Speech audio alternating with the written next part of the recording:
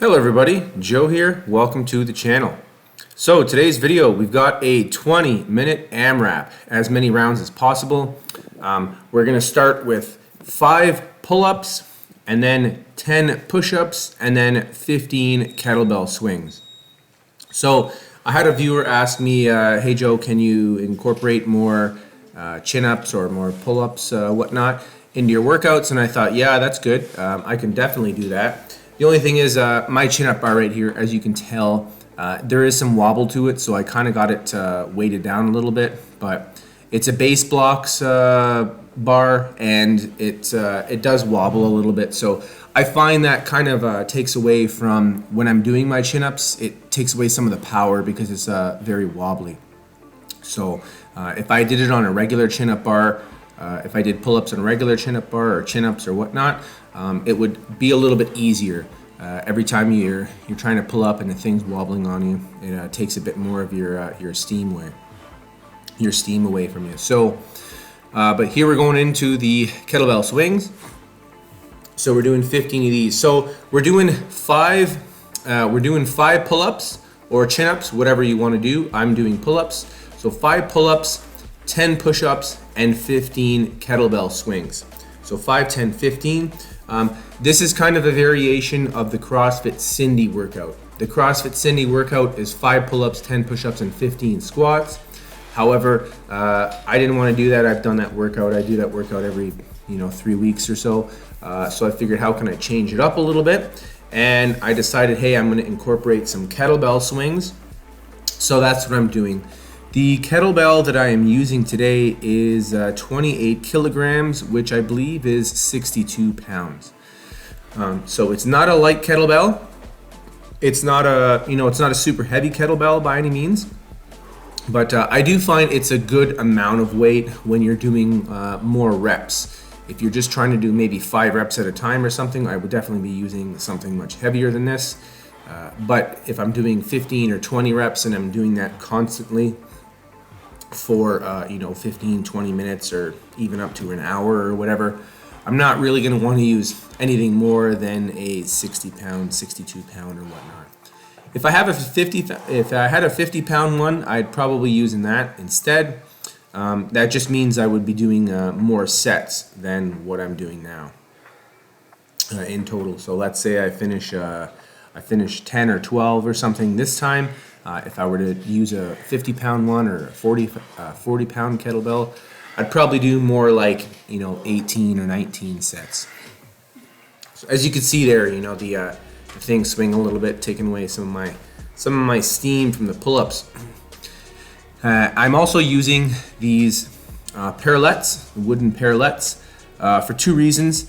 One, I can go down a little bit deeper so I can kind of go down closer to the ground with my chest. It just activates a little bit more of the muscle fibers. And another reason is because this base blocks pull-up bar has the bars that go across it. So I would be like basically, because I like to go down far in my push-ups. I like to basically touch my nose to the ground, and without those parallettes, I'd be basically hitting the bars every time.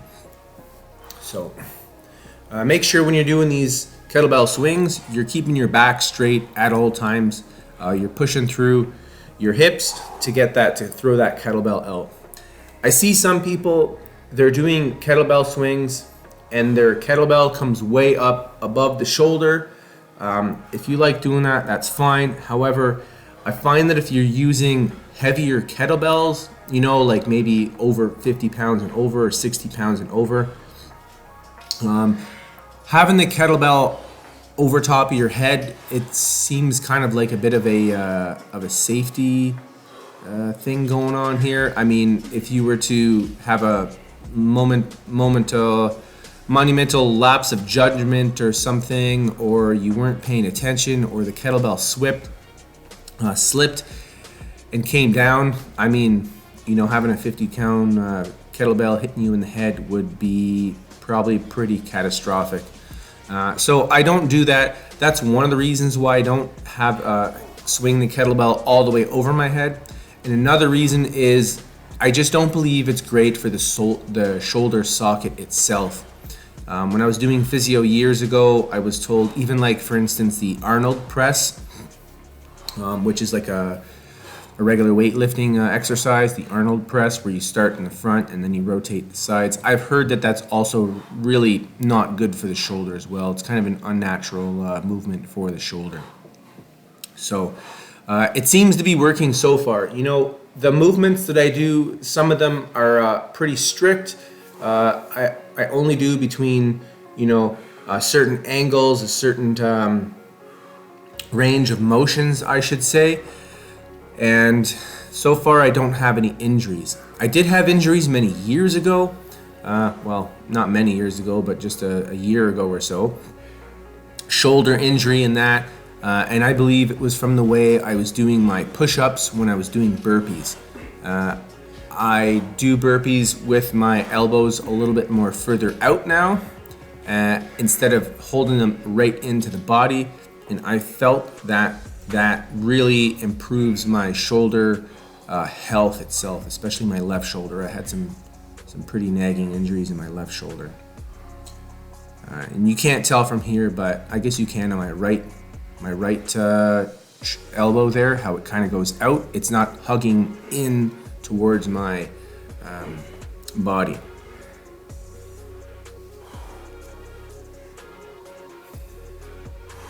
So yeah, after you get a few sets into this, 13, 14 minutes still to go, you're gonna get about halfway. I started off pretty good with the kettlebell swings especially. I find the kettlebell swings tire me out more than any of the other exercises that I'm doing in here, more than the push-ups and more than the pull-ups. But when you're doing this for, you know, 20 minutes, you're probably gonna start off and feel great, and then halfway through, you're gonna be like, whew, wow, that's, I'm feeling like I'm dying right now. So yeah, 5 sets in, about 13 minutes to go. And again, we're seeing how many sets we can do in the 20 minutes. And as you can see already, you know, I'm definitely needing a little bit of a breather. I feel like that's gonna happen more and more as this goes on. One of the other things, I wear gloves with this bar because this bar is not slippery, but it's got a bit of slickness to it, and it's also a thick bar. It's a much wider bar. It's basically like holding onto a fat bar. So it's quite the wrist and forearm exercise. In order to avoid just, you know, working my forearms the entire time, I wear gloves. It just gives me a tiny bit better grip. And plus, with the amount of chin-ups and pull-ups I do, it also prevents me from completely destroying my hands. Sometimes I've done, you know, 300 chin-ups in a row in the past, and not obviously in a row, but within an hour or so. And at the end of that, your hands are pretty excessively torn up, blistered, whatnot. Not blistered, but yeah, they're torn up a fair amount. So.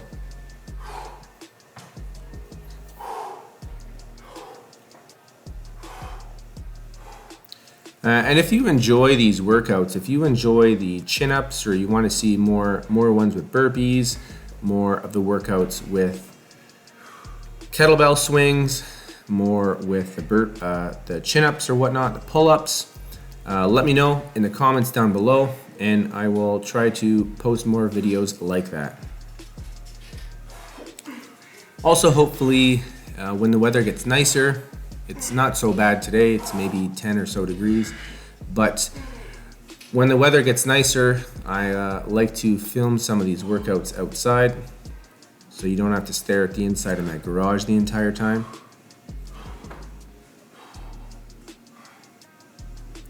Also, the lighting would probably be a little bit better.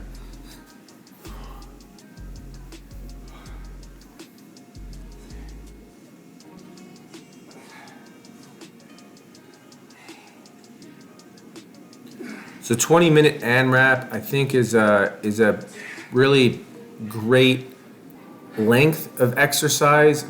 You get the benefits of, you know, it's not just strength and it's not just endurance. If you're doing like an hour-long workout, it's going to be a lot more endurance. Obviously, it's going to require some strength as well, but the 20-minute is kind of a good blend of strength and endurance, I find. If you're doing, for instance, a 5-minute AMRAP, not a whole heck of a lot of endurance for that one.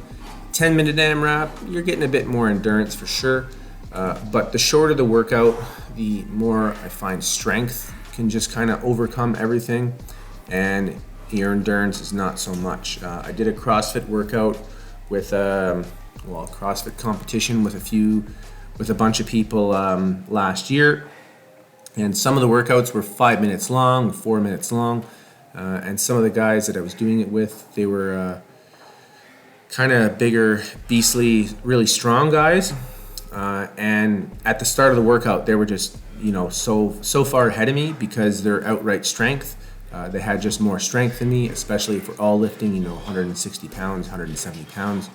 For me to lift that and do fireman's carries with that is a lot more difficult than for them if they're naturally 220 pounds. However, after 5-6 minutes, they struggled a lot, and yeah, their endurance is that's really when it came to show that their endurance was not really that great. So always try to work on your endurance, and you'll find as you get older, all that super heavy lifting, heavy deadlifts, heavy squats and all that, it's going to take a hell of a toll on your body, and as it has to me. I'm 42 now, so I'm no spring chicken anymore, but I feel great, and I believe one of the reasons why I do feel great are simply because of the change of my workouts and the change of my diet as well. I pretty much just eat a vegetarian diet.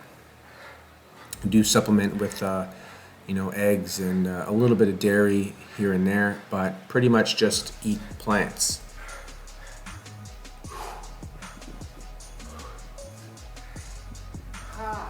There you can see the pain and agony in my face. That's great.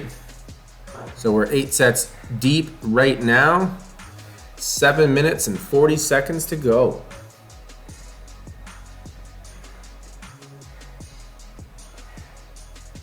So as you can see, like, you know, as this workout goes on and on, I'm definitely need a little bit more breaks, right? You're not going to go like what you did the first set. You're not going to keep that pace the whole time, aside from you thinking maybe the first set was not that fast. But as soon as you do that a few times, yeah, it's a lot more painful. So you can also do this if you don't have a 60-pound or 70-pound kettlebell. I've also got smaller kettlebells, so I've got like 245s, 235s. You can grab a set of like 225s and you can hold one in each hand, and you can do kettlebell swings, one in each hand that way as well.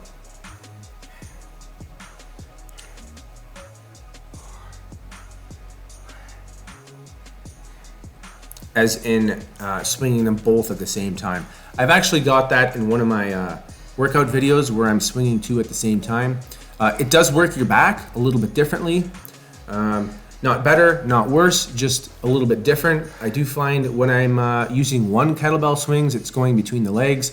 It's working my low back a little bit more. Whereas I find that if I'm having the kettlebells and I'm holding them on the sides of me and I'm swinging both up at the same time from the sides with two kettlebells, it works the backs of my shoulders and my upper back. It works that a lot more. So change it up, always vary it up. Maybe you want to try this workout someday with a super heavy kettlebell, you know, a 65, 70 pound. And then another time, maybe do the same workout with a 40 or 45 pound kettlebell. Or even try it, instead of doing pull-ups the entire time, you can do first 10 minutes of pull-ups, the last 10 minutes of chin-ups. So suit yourself. The great thing about doing chin-ups versus pull-ups is that when you're doing pull-ups, you can do the kip. It's really easy to do the kip. So a lot of CrossFitters do that. Sometimes it seems like that's all they do is the kip and they're not really doing a pull-up at all. But there you go, 1, 2. So when you're doing pull-ups, you can do this kip. I'm not really doing it right now, but you can do the kip, and it definitely helps you to get up. Whereas when you're doing chin-ups, you can't really cheat a chin-up because you can't do that kip. Your body doesn't really allow it for the motion that you're doing.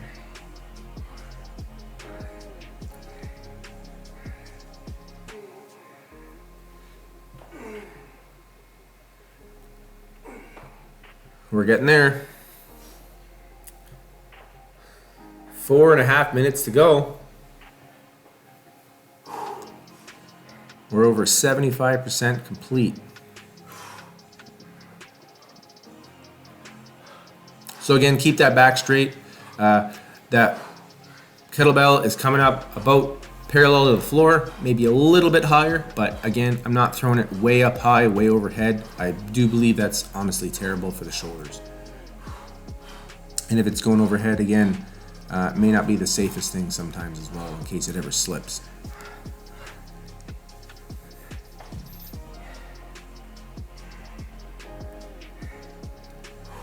Ten sets. We're gonna see if we can maybe complete another 2 or 3 more sets. So when I do the CrossFit Cindy workout, which is instead of the kettlebell swings, I'm doing squats. I'm generally doing about 20 sets in 20 minutes. So 1 set per minute. As you can see with using a heavier kettlebell, like the 62 pound one that I have right now, that slows down your amount of time to complete each set significantly. Instead of taking, a minute to do the set, I'm basically taking maybe 1:15 or 1:20 or so. Probably more like 1:20.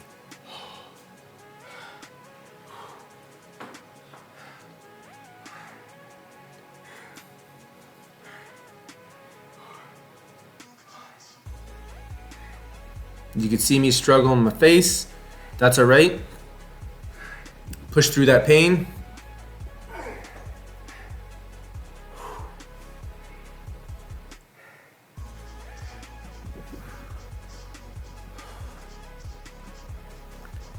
Deep breaths. Don't forget, breathe during each one of these exercises. When you're doing the pull-ups, breathe in and out as you're going up and down. When you're doing the push-ups, breathe in and out as you're pushing off the ground and coming up.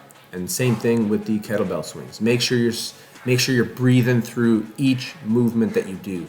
I see a lot of people, they're doing push-ups or they're doing whatever exercise they're doing, and they're holding their breath their entire time. That's great if you're only doing 5 reps and then you're gonna sit on the bench and relax for a bit. However, if you're doing something for 15, 20 minutes, maybe an hour or whatnot, that's not gonna work too good for you.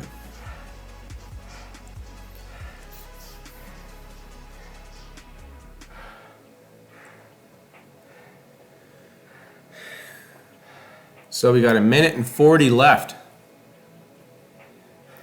See how long we can, see if we can complete 1 more set in this 1:30 seconds.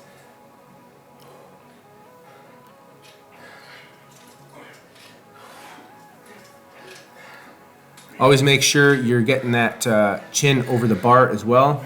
It's kind of hard to see from this angle. It doesn't look like I'm actually getting my chin over the bar, but I can tell you with confidence my chin is 100% getting over that bar. If I were to move the camera up more, you'd be able to see my chin coming over that. Looks like this will be the last set through for the push-ups.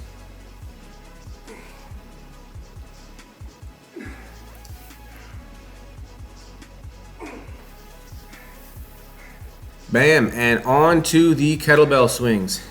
Deep breaths, deep breaths.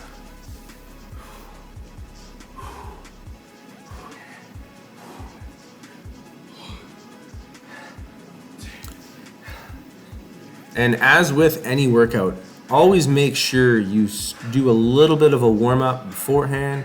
Doing something simple like maybe 25 half burpees. which is basically just jumping down to the plank position and coming back up. No push up, no hop. Doing some jumping jacks. Always make sure you warm up beforehand a little bit, and after your workouts, bam, done. 12 sets completed. And again, at the end of the workouts, always make sure you stretch. I stretch for at least 5 minutes at the end of all my workouts. Sometimes I stretch for 20, 30 minutes at the end of all workouts. Some people don't have that much time, but always make sure you're stretching the muscles that you do. So I hope you enjoyed this video. Feel free to comment down below, subscribe, like, all that good stuff. Hit the notification icon. It will alert you to when I post new content. Have yourself a great day, and bye for now.